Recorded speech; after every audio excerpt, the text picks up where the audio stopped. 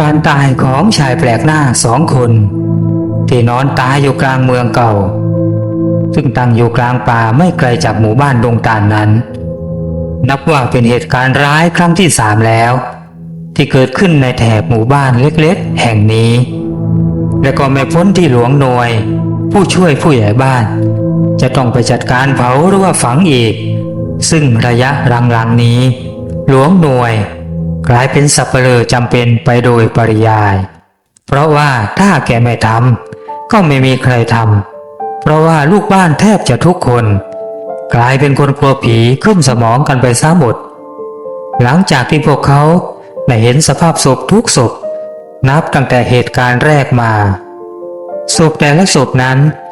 ล้วนแต่มีสีหน้าหวาดกลัวสุดขีดตาเหลือกถลนคล้ายๆกับว่าก่อนที่พวกเขาจะพบกับจุดจบนั้นพวกเขาได้พบเจอกับสิ่งอันน่ากลัวและน่าสะพรึงที่สุดในชีวิตจนช็อกตายกันไปในที่สุดและใน3 เหตุการณ์ที่เกิดขึ้นนั้นก็ล้วนเกิดขึ้นในเมืองร้างเมืองเก่าที่ตั้งอยู่ในป่าใหญ่ไม่ห่างจากหมู่บ้านมากนักราวๆ3-4 กิโลเห็นจะได้และก็ไม่เคยมีใครที่จะรอดชีวิตออกมาจากเมืองร้างนั่นได้เลยดังนั้นสาเหตุแห่งการตายที่แท้จริงจึงยังคงเป็นความลับดำมืดให้ชาวบ้านดงตาลได้ถกเถียงและก็คบคิดกันต่อไปรอบนี้กี่คนอีกล่ะพี่น้อยปานที่นั่งซดน้ำชาอยู่ที่ร้านประจำหมู่บ้านได้ถามขึ้นเมื่อหลวงหน่วยเดินเข้ามาหย่อนก้นแล้วก็นั่งลงใกล้ๆอย่างเหนื่อยหน่ายหลวงหน่วยชายร่างสันทัดผมอยากโศกไว้ของแกเฉียด50ร้องสั่งกาแฟดำร้อนเอาขมปีเลยนะโกแกเหนื่อยเมื่อคืนน่ะกว่าจะฝังไอ้พวกนั้นเสร็จก็เล่นเอาล้มแทบจับแล้วแกก็หันมาตอบคำถามของปานรอบนี้3 คนเลยว่าปานไม่คุ้นสักคนแต่ข่าวว่ามากัน5 คนนะมันรอดไปได้2ไอ้คนที่รอดน่ะก็น่าจะเป็นคนไม่ไกลนี่ละข้าเองน่ะก็ไม่เข้าใจเลยว่าพวกเขาจะพากันมาทำไมจะมาทำพิธีอะไรกันในเมืองร้างนั่นน่ะเห็นน่ะพากันมาแล้วก็ตายกันทุกทีผมว่าบางทีน่าจะมาหาขุดเอาสมบัติหรืออะไรสักอย่างนี่นะพี่น้อยข้าก็ไม่แน่ใจนะปานว่าไม่เห็นมีพวกจอบพวกเสียมอะไรสักอย่างข้าเราเอาเองนะว่าพวกมันน่ะต้องมาทำพิธีไสยศาสตร์เพื่อปลุกอะไรแน่ๆแต่จะเป็นอะไรนั้นน่ะยังนึกไม่ออกตอนนี้ว่าแต่ว่าเอ็งเห็นบ่าวเชิดกับลุงทองบ้างไหมข้าว่าอีก3 วันน่ะจะชวนเข้าไปในอำเภอสักหน่อยเอ็งไปด้วยนะปานจะไปเยี่ยมปู่โทนแล้วก็หาซื้อพวกเสบียงพวกกระสุนปืนซะหน่อยมันร่อยร้อลุงทุกทีพวกลุงทองกับบ่าวเชิดน่ะป่านนี้ก็คงอยู่ที่บ้านนั่นแหละพี่งั้นเดี๋ยวผมเป็นธุระให้เองนะพี่น้อยปานตอบอย่างดีใจที่ว่าจะได้ออกไปเปิดหูเปิดตาหลังจากที่ต้องทนอุดอู้อยู่กับบ้านป่ามาเป็นแรมปีและก็จะได้ออกไปหาซื้อของจำเป็นหลายๆอย่างด้วยและ3 วันต่อมาชายทั้ง4 คนก็นั่งรถจี๊ปเก่าๆของหลวงหน่วยผู้ช่วยผู้ใหญ่บ้านออกมุ่งหน้าไปตัวอำเภอที่อยู่ห่างกันมากเกือบ40 กิโลและยังต้องเลยไปอีกร่วม15 กิโลเพื่อที่จะเยี่ยมหาปู่โทนชายชราจอมขมังเวทที่มีศักดิ์เป็นปู่ของหลวงหน่วยและก็เป็นญาติห่างๆกับลุงทองอีกบ้านของปู่โทนนั้นตั้งอยู่ในโรงต้นมะม่วงที่ขึ้นร่มครึ้มอยู่ร่วม10 ต้นส่วนท้ายบ้านก็เป็นทุ่งนากว้างที่ลูกๆหลานๆของปู่โทนแต่ใช้ทำมาหากินปู่โทนชายชราอายุร่วม80 กว่าปีหัวเราะร่าอย่างอารมณ์ดี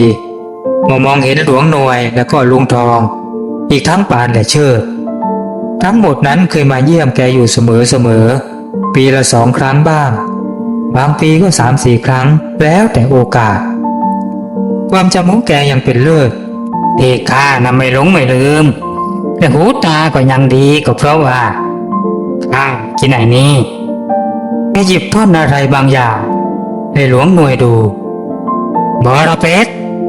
ลุงทองอุทานใช่แล้วไอ้ทองบอระเพ็ดและก็สมุนไพรอื่นๆรวม6-7 ชนิดข้าก็กินทุกวันปั่นผสมเป็นลูกกลอนถ้าไม่มีอุบัติเหตุไม่มีกรรมใดมาตัดรอนข้าก็คงจะอยู่เป็นภาระให้พวกแกอีกนาน โดยอยู่เป็นที่พึ่งของพวกฉันแน่นานๆนะปู่ลุงหน่วยว่าทางเอื้อมมือไปก่อเข่าของแกส่วนเชิดนั่น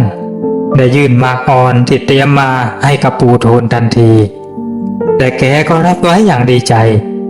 แกชอบกินหมากอ่อนในขณะที่ปานก็มีดอกดาหลาสีสันสดใสมาฝากแกดอกดาหลากินได้และปู่โทนก็ชอบกินนำไปซอยให้เป็นชิ้นเล็กๆแล้วก็นำมายำกินปู่ที่พวกเรามากันวันนี้นะพวกเรามีเรื่องบางอย่างอยากจะให้ปู่ช่วยนะหลวงหน่วยเริ่มต้นเอ็งมีอะไรเอ็งก็ว่ามาเลยเจ้าหน่วยคืออย่างนี้ครับปู่หลวงหน่วยเริ่มแล้วก็เล่าเรื่องราวเกี่ยวกับคนตายที่เมืองร้างให้ปู่โทนฟังตั้งแต่ต้นจนจบในเรื่องนี้เดี๋ยวข้าขอตรวจดูก่อนนะปู่โทนพูดพลางค่อยๆเดินเข้าไปในห้องพระแกหายไปครู่ใหญ่ก็กลับออกมาพลางบอกว่าข้ารู้แล้วเจ้าหน่วยแล้วก็เป็นกังวลจริงๆมันยังจะมีคนตายอีกถ้าไม่แก้ไขแต่เนิ่นๆนะเอ็งอย่าเพิ่งถามเจ้าหน่วยเจ้าทองเอาล่ะเดี๋ยวข้าจะบอกให้ฟังปู่โทนหยุดพูดแล้วก็คว้าเอายาเส้นใกล้ๆตัวมายัดเข้าไปในปากของแกแล้วก็แอบไว้ข้างๆเหงือกพลางอธิบายเสียงแจ๋วอย่างอารมณ์ดีเรื่องนี้ต้องให้เจ้าทองออกนำแล้วก็จัดการซะเพราะว่าเจ้าทองน่ะมันมีอาคมขลังก็คือว่าที่เมืองร้างนั้นน่ะมันมีวิญญาณร้ายที่หลับไหลอยู่ใต้ซากเมืองมานมนานแล้วแต่ว่าไอ้พวกที่ตายไปนั่นแหละเป็นคนปลุกพวกผีตายซากพวกนี้มาโดยรู้เท่าไม่ถึงการพวกที่ตายน่ะพวกมันจะเอาสมบัติโบราณใต้เมืองนั่นที่ข้าเห็นในสมาธิจิตน่ะมันเป็นของที่มีอยู่เยอะแยะมากมายในห้องใต้ดินใหญ่แล้วก็มีศพมีสมบัติเต็มไปหมดไอ้คนนำที่เป็นหมอผีน่ะดันไปเรียกวิญญาณเข้าแล้วก็แก้ไม่เป็นโดนมันฆ่าตายตอนนี้น่ะเจ้าของไอ้ผีพวกนั้นน่ะมันได้กลายแกพูดแล้วก็หยุดกลืนน้ำลายกลายอะไรครับปู่เชิดถามเดี๋ยวสิว่าเจ้าเชิดให้ข้าพักหายใจก่อนข้าแก่แล้วนะเว้ยกลายเป็นผีดิบไปแล้วนะสิวะปู่โทนตอบอย่างหนักใจสิทีนี้ลุงทองพูดพรามหันไปมองหน้าพรรคพวกซึ่งแต่ละคนก็มีสีหน้าไม่ค่อยดีพวกเองไม่ต้องกลัวเดี๋ยวข้าจะให้ยันท้าวเวสสุวรรณไปคนละผืนและเจ้าทองมันก็เก่งเจ้าเชิดก็ไม่ธรรมดาอาวุธที่สำคัญของพวกเองก็คือความดีนะแล้วก็ความไม่ประมาทจำไว้ทุกอย่างและทุกสิ่งในพิภพนี้แพ้ความดีและการให้อภัยจงจำไว้อีกเรื่องก็คือพวกเองคงจะเคยเห็นต้นตาลที่ขึ้นคู่กันหน้าเมืองร้างนั่นใช่ไหมแต่เองรู้ความลับของต้นตาลนั่นและอาณาบริเวณนั้นเองก็จะทำพิธีนี่สำเร็จปู่โทนบอกพร้อมกับเข้าไปในห้องพระอีกครั้งและเขากลับออกมาพร้อมด้วยยันท้าวเวสสุวรรณซึ่งท่านท้าวนั้นท่านเป็นใหญ่เหนือปีศาจทั้งปวงแล้วก็เป็นท้าวจาตุโลกบาลหนึ่งใน4 องค์นั่นเองหลังจากเสร็จจากที่บ้านของปู่โทนแล้วก็พากันหาซื้อสิ่งของจำเป็นเรียบร้อยทุกคนก็มุ่งหน้ากลับหมู่บ้านดงตาลและระหว่างทางต่างก็ได้ปรึกษาหารือกันถึงเรื่องผีตายซากเมืองร้างหรือว่าผีดิบกันอย่างเคร่งเครียด และในที่สุดลุงทองในฐานะผู้อาวุโสของกลุ่มก็พูดขึ้นมาว่าวันนี้นะวันแรม13 ค่ำอีก2 วันก็วันพระสิ้นเดือนแรม15 ค่ำเป็นวันผีออกอารวาสพวกเราต้องไปที่เมืองร้างนั่นกันในวันมะรืนก็คือวันพระแรม15 ค่ำนั่นแหละจะได้เจอกับพวกมันเลยไม่ต้องไปปลุกมันพวกเอง3 คนไปเตรียมของให้พร้อมนะเว้ยไอ้เชิดเองเอาวัวธนูของเองไปด้วยกันพลาดส่วนปานเองก็จัดเตรียมของหลายๆอย่างเช่นว่าของที่เองเคยทำพิธีเหมือนที่เคยเตรียมนั่นแหละพวกดอกไม้ธูปเทียนส่วนเจ้าน้อยเองสั่งลูกบ้านตั้งแต่วันนี้ห้ามใครเข้าไปหาของป่าแถวนั้นเด็ดขาดไม่งั้นนะจะโดนผีดิบดูดเลือดไอ้คนคนนั้นมันก็จะกลายเป็นผีดิบไปด้วยทีนี้ก็จะยุ่งกันใหญ่เองสั่งไปด้วยนะว่าหากเห็นคนแปลกหน้าเข้ามาในบ้านของพวกเราแล้วก็ให้มารายงานเองเลยเอาล่ะแล้วเจอกันในวันมะรืนตอน4 โมงเย็นมาเจอกันที่บ้านข้านะลุงทองสั่งพลางก้าวลงจากรถที่จอดหน้าบ้านของปานพอดีและ2 วันต่อมาที่บ้านของลุงทองลุงหน่วยเชิดและปานต่างก็มากันพร้อมเพรียงเวลาเพิ่งจะบ่าย 3กว่าและลุงทองก็ออกเดินนำเพื่อตรงไปยังเมืองร้างที่อยู่ห่างออกไปในป่าราว 3-4 กิโลโดยมีหลวงหน่วยและคนอื่นๆเดินตามหลังกันไปและทันทีที่เข้าเขตเมืองเก่าที่สร้างมาตั้งแต่สมัยใดก็ยังไม่มีใครรู้พวกเขารู้กันแต่เพียงว่าตั้งแต่เด็กๆก็ได้รู้ได้ยินเรื่องเมืองร้างแห่งนี้แล้ว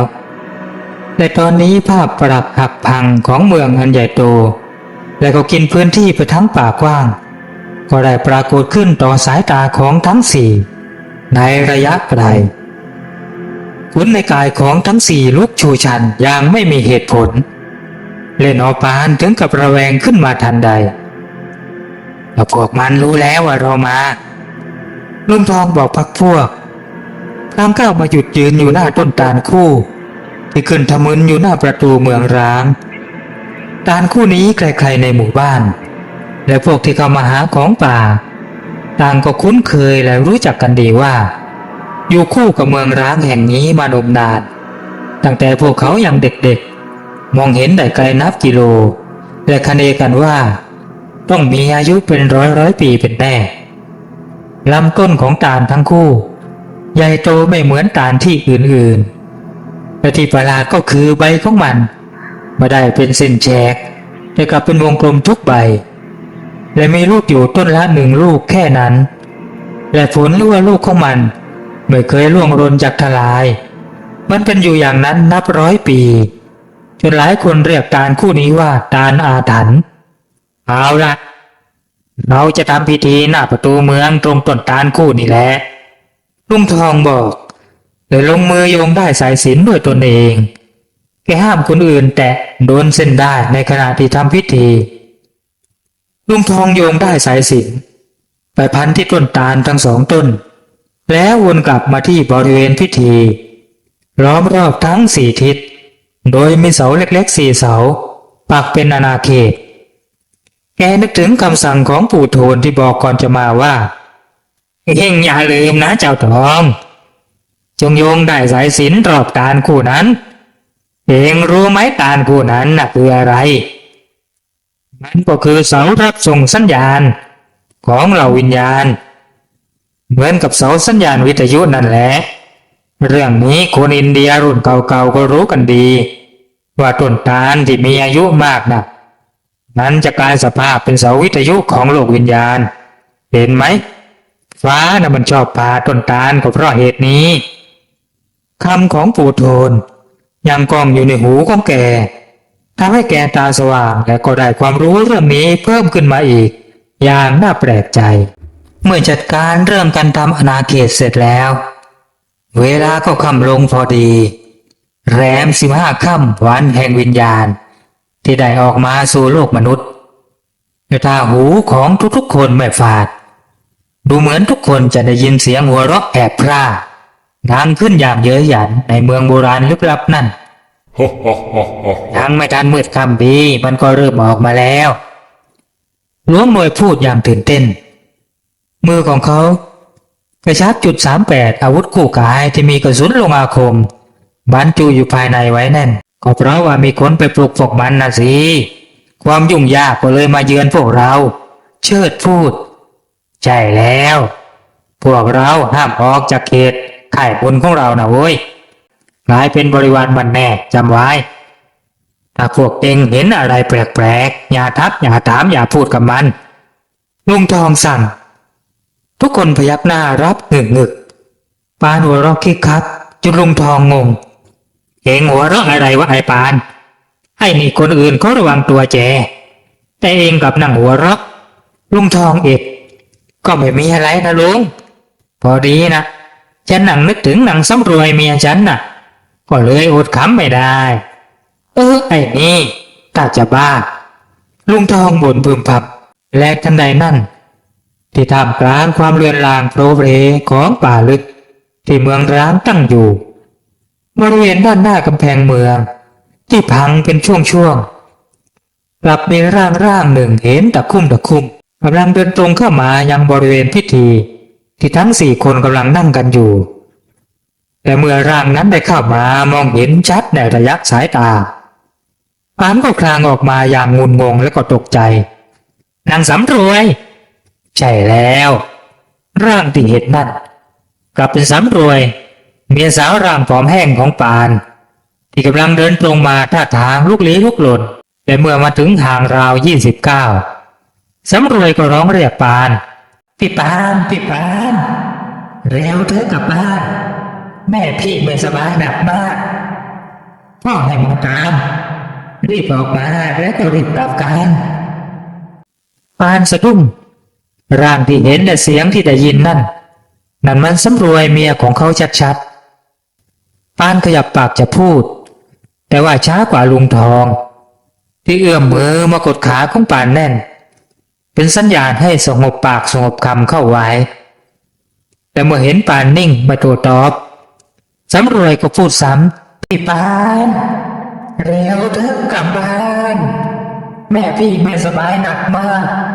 ต้องให้มาตามรีบออกมาแล้วกลับกันนะสำรวยพูดประโยคเดิมๆแต่เหมือนกันเป๊ะจนปานเอะใจลุงทองคว้างอะไรบางอย่างออกไปที่สำรวยพรางพูดสำรวยเองช่วยหยิบมีดหมอมาให้ข้าหน่อยสิสำรวยถอยโกรธแต่ก็มองมายังลุงทองอย่างโกรธแค้นพรางพูดเสื้อไอ้แกไม่ใช่เรื่องของเองพี่ปานออกมาเถอะปานตัดสินใจพูดออกไปทั้งที่ผิดกฎข้อห้ามอีบ้าข้าน่ะตายไปตั้งนานแล้วพ่อข้าก็เพิ่งตายมันเป็นผีข้ารู้ผีจะไม่มีข้อมูลใหม่ๆปานหัวเราะเยาะเย้ยและบัดดลร่างที่เห็นเป็นสำรวยนั้นกลับค่อยๆเปลี่ยนไปมันกลับกลายเป็นหมาดำตัวใหญ่ตาสีแดงแจ๊ดแต่ทำท่าทำทางจะกระโจนเข้าใส่คนทั้งหมดลุงทองได้หันมาทางเชิดพลางบอกเชิดเอ็งจัดการกับไอ้หมาผีนี่เสร็จแล้วเราจะได้เข้าไปลุยในเมืองร้างนั่นเข้าไปเลยหรือลุงทองหลวงหน่วยถามใช่แล้วหน่วยเราจะเข้าไปลุยในเมืองร้างกันคืนรออยู่ตรงนี้นะชักช้าไม่ได้การเวลาของเรามีแค่คืนเดียวไม่งั้นน่ะต้องรอไปอีก1 เดือนกว่าจะถึงแรม15 ค่ำนะให้เชิดเล่นไอ้หมาผีนี่ก่อนเชิดน้อมตวาดหมาผีเสียงดังเฮ้ยหมาผีร้องเองอย่างตกใจในเสียงตวาดเพราะมันเป็นเสียงตวาดด้วยมนต์ที่เรียกกันว่ามนต์พญายักษ์กัมปนาทหมาผีทำท่าจะหันหลังกลับเพ่นหนีแต่ยังไม่มีใครคิดเชิดได้กระโดดพลุ้งออกจากวงตรงเข้าใช้มือตบเปรี้ยงเข้าไปที่หัวหมาทันทีเสียงหมาร้องออกมาเป็นเสียงคนมันล้มฟุบลงแล้วจับพลันนั่น มันก็ค่อยๆเปลี่ยนร่างเป็นสำรวยอีกครั้งสำรวยได้ร้องสะอึกสะอื้นช่วยฉันด้วยพี่ปานฉันโดนทำร้ายช่วยด้วยปานประวัติสวนออกไปอีผีความจำเสื่อมนี่แกคิดจะรอกายอีกหรือเจิดโว้ยเอามันเข้าหม้อดินนะเว้ยเอาเข้าเลยพอได้ยินคำว่าหม้อดินผีตนนั้นก็ได้กลับพยายามลุกขึ้นเพื่อจะหนีออกจากที่ตรงนั้นทันทีเชิดแต่เอาเท้าเหยียบอกมันไว้แน่นพลางร้องถามตอบมาแกเป็นใครยอมแล้วข้าเป็นบริวารของเจ้านางอุ่นคำเจ้านางอุ่นคำใช่แล้วเราอยู่ที่นี่กันมานานนับพันปีพระเจ้ากลับมาบุกรุกแล้วก็ล่วงล้ำดินแดนแห่งเราไม่ต้องพูดมากถ้าแกไม่อยากไปนรกจงตอบมาเดี๋ยวนี้นอกจากเจ้านางอุ่นคำแล้วยังมีอยู่กันอีกกี่ตนกี่ตัวเราอยู่กันเป็นร้อยตน ผีบริวารตอบพลางหัวเราะอย่างบ้าคลั่งแต่ร่างที่โดนเหยียบอยู่นั่นก็ค่อยๆสลายกลายเป็นควันภายในพริบตาโอ้มันโดนเรียกวิญญาณแล้วลุงทองว่าเจ้านายของมันเรียกวิญญาณมันไปแล้วพวกเราบุกเข้าไปในเมืองกันเลยอย่าให้พวกมันตั้งตัวกันได้ลุงทองพูดอย่างใจถึงพร้อมกับหันไปทางปานกับเชิดปานไม้รวบเสียมปลายของเองน่ะพร้อมหรือยังพร้อมแล้วลุงเอามา4 ดุลดีแล้วถือติดมือไว้เราจะใช้ไม้รวบเป็นอาวุธถ้ามันโผล่มาก็เสียบมันเลยเองจุ่มมาเรียบร้อยใช่ไหมปานจุ่มอะไรลุงหลวงหน่วยถามอย่างงงก็ข้าให้ปานจุ่มเลือดประจำเดือนของผู้หญิงมันจะล้างอาถรรพ์ทุกอย่างเองไม่เชื่อก็คอยดูกันไปกันเถอะแต่ทันทีที่ถลันเข้าไปในเมืองร้างอันลึกลับน่ากลัวร่างของผีดิบหลายร่างก็โผล่ออกมาขัดขวางทันทีพวกมันได้ยื่นมือมาเพื่อที่จะบีบคอของพวกเขาและเสียงสวบและเสียงร้องโอ๊กก็ดังขึ้นเป็นระยะเสียงไม้รวกเสียบสวนเข้าที่ผีดิบตนแล้วตนเล่าพวกมันร้องโอ๊กและล้มลงสิ้นฤทธิ์โดยกิตยามนต์ประดาษแห่งฤดูหรือประจำเดือนสาวน้อยแม้จะโดนแค่เฉียดฤทธิ์ของพวกมันที่ได้จากการอาบจันทร์ก็กลับเสื่อมลงสิ้นและตอนนี้เมื่อนับดูพวกผีดิบที่โดน4 คนแทงด้วยไม้รวกพวกมันได้ตายลงไปอีกครั้งไม่ต่ำกว่า20-30 ตัวและเมื่อทุกคนได้มาถึงยังห้องโถงร้างที่ตั้งอยู่กลางเมืองอย่างบังเอิญท่ามกลางแสงไฟจากแบตเตอรี่ที่คาดอยู่บนหัวของทุกคนสายตาของเชิดก็มองเห็นปากโพรงของอุโมงค์ด้านล่างที่มีรูปเสือหินตั้งบังอยู่อย่างบังเอิญเพื่อชี้มือบอกพรรคพวกพลางพูดว่าโน่นพวกเราทางลงอุโมงค์ตามที่ปู่โทนเคยบอกว่ามีห้องใต้ดินอยู่นะต้องเป็นทางลงแห่งนี้แน่ๆไปกันเถอะไประวังด้วยนะลุงทองพูดแล้วก็ให้เชิดออกนำเดินลงไปด้านล่างเป็นคนแรกโดยมีแกคอยคุมท้ายขบวนอย่างไม่ประมาททางลงด้านล่างนั่นมืดสนิทแล้วก็เหม็นอับชื้นมีเสียงพึบพับดังอยู่ด้านล่างและมันก็ดังสวนขึ้นมาพร้อมกับลมร้อนๆวูบขึ้นมาพร้อมกันให้ค้างคาวหลวงหน่วยอุทานใช่แล้วฝูงค้างคาวนับร้อยได้บินว่อนเต็มไปทั่วห้องด้านล่างเมื่อแสงไฟจากแบตเตอรี่ส่องไปกระทบแต่เมื่อพากันลงมาแต่มาถึงด้านล่างแล้วทุกคนก็พบว่ามันได้มีซากร่างของอมนุษย์หรือว่าผีดิบพันปี พวกมันได้นั่งคุกเข่าเรียงรายเต็มไปหมดพวกมันนั่งคุกเข่ารายรอบโลงหนึ่งที่ตั้งอยู่ตรงกลางห้องมันเป็นโลงที่ทำจากหินแน่ๆแต่จะเป็นหินชนิดไหนก็ยากที่จะคาดเดา และทันใดนั่นเองพวกผีดิบก็เริ่มเคลื่อนไหวจากการที่นั่งคุกเข่าบัดนี้พวกมันก็ค่อยทำท่าจะลุกขึ้นยืนยิงมันเร็วลุงทองตะโกนและไม่ต้องบอกเป็นครั้งที่สองเสียงตูมก็ดังระงมก้องในห้องใต้ดินนั่นพวกผีดิบพันปีต่างล้มละเนระนาด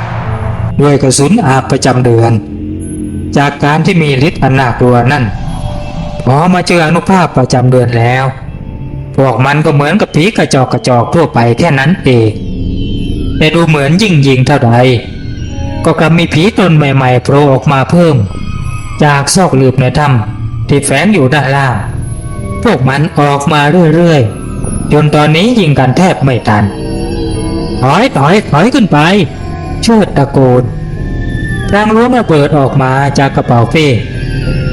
เมื่อทุกคนเห็นก็เข้าใจทันทีโดยอัตโนมัติทุกคนยิงพลางถอยปราบจนขึ้นมาถึงบันไดขั้นสุดท้ายและเชิดที่เป็นคนสุดท้ายได้วิ่งลงไปอีกครั้งแล้วก็คว้างระเบิดไปที่โรงหินทันที2 ลูกเขาวิ่งกลับขึ้นมาพร้อมนับ1 ถึง 5และเมื่อจบคำว่า5เสียงตูมก็ดังขึ้นปานฟ้าถล่มและหลังจากเสียงตูมก็กลับมีเสียงคลางคลืนเหมือนปราสาทที่ครอบคลุมห้องอุโมงค์นั่นจะพังลงมาด้วยพวกเรารีบหนีออกจากเมืองนี่ให้ไวที่สุดมันกำลังถล่มแล้วรีบวิ่งทุกคนวิ่งล้มลุกคลุกคลานในขณะที่ปราสาทน้อยใหญ่ต่างก็ทยอยล้มโครมตามมาเรื่อยๆแต่ดูเหมือนยิ่งวิ่งไวเท่าไหร่ทุกคนกับวิ่งวนอยู่ในเมืองอย่างนั้นโดยไม่มีทีท่าจะหลุดออกจากเมืองมาได้เลยจนทุกคนหอบแล้วก็เอะใจเฮ้ยนี่เราวิ่งวนกันอยู่ที่เดิมนี่ใช่ไหมลุงทองถามเสียงหอบแกซุดตัวลงนั่งอย่างเหนื่อยที่สุดคนอื่นๆก็นั่งตามในขณะที่เมืองก็ถล่มมาเรื่อยๆเศษดินเศษหินเศษปูนคลักคลุ้งไปหมดในยามราตรีและในท่ามกลางเสียงถล่มของเมืองร้างนั่นเสียงหนึ่งก็ดังขึ้นพวกแกคิดว่ากำจัดข้าเจ้านางบุญคำได้แล้วหรือข้าไม่เคยจะไปทำอะไรพวกแกเลยแต่พวกแกกลับมาบุกรุกแต่ทำร้ายบริวารของข้าแกคงอยากจะรู้สินะว่าทำไมข้าขึ้นมาจากห้องใต้ดินได้ก็เพราะว่าข้าไม่ได้อยู่ตรงนั้นไงแกอยู่ตรงไหนลุงทองถามไหนพวกแกก็จะตายกันหมดแล้วข้าบอกให้รู้ก่อนตายก็ได้ข้าก็อยู่ที่ต้นตาลคู่นั่นแหละ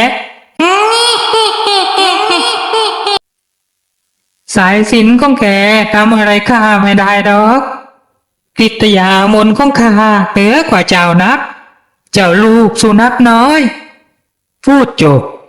เสียงฟาดฝ่ามือก็ดังขึ้นอย่างรุนแรงพร้อมกับพวกของลุงทองและเชิดต่างก็ล้มละเนระนาดพวกอาวุธประจำกายรวมทั้งไม้รวกที่ถือติดมือมา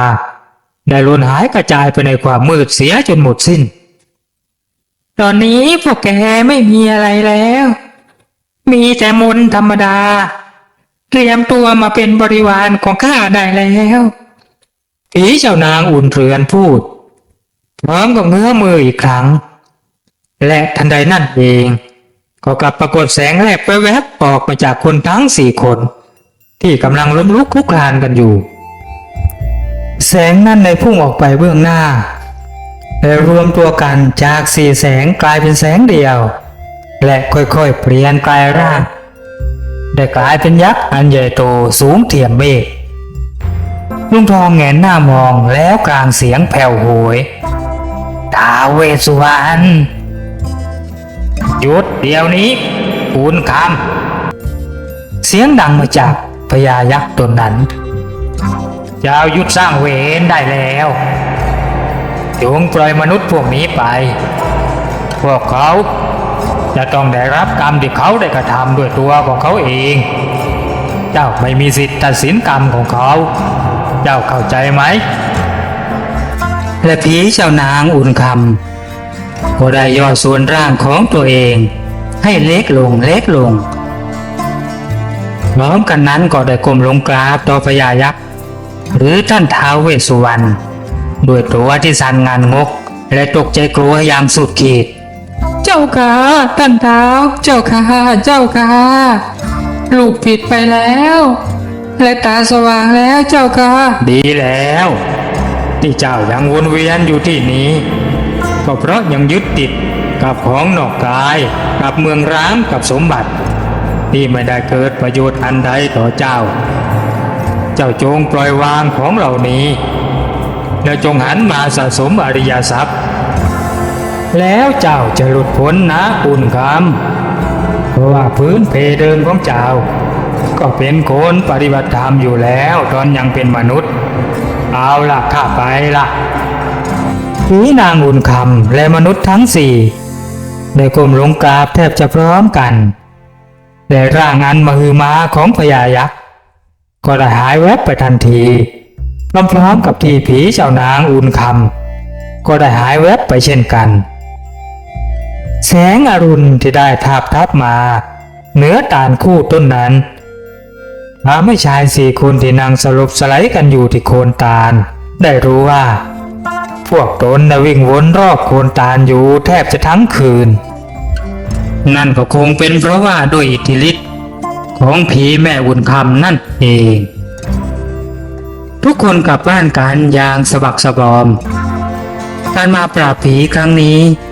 จะว่าแพ้ก็ไม่เชิงชนะก็ไม่ใช่เพราะว่าได้ท่านท้าวเวสสุวรรณได้เสด็จมาช่วยแต่ผีพันปีแม่นางอุ่นคำก็ได้ยั้งมือไว้ไม่ทำร้ายพวกตนและต่อไปก็คงจะไม่ทำร้ายใครอีกดีนะที่พวกเราได้ยันท่านท้าวเวสสุวรรณมาดีที่ปู่โทนให้กับเรามานะถ้าไม่อย่างนั้นล่ะก็หลวงหน่วยพูดใช่ไม่งั้นเราต้องตายกันหมดก็แสงที่แวบๆออกมาจากเสื้อของเรานั่นล่ะเป็นแสงจากยันยังไงล่ะลุงทองอธิบายกับทุกคนลุงแล้วผมได้ยินที่ท่านเท้าท่านพูดว่าอริยทรัพย์น่ะมันคืออะไรหรือปานได้ถามลุงทองและเชิดที่ฟังอยู่ก็ตอบให้แทนว่าก็ท่านคงจะหมายถึงว่าทรัพย์อันประเสริฐยังไงล่ะอริยทรัพย์น่ะมันก็ดีกว่าทรัพย์นอกกายแบบที่เราโลภโมโทสันกันอยู่ก็แล้วมันมีอะไรบ้างล่ะพี่เชิด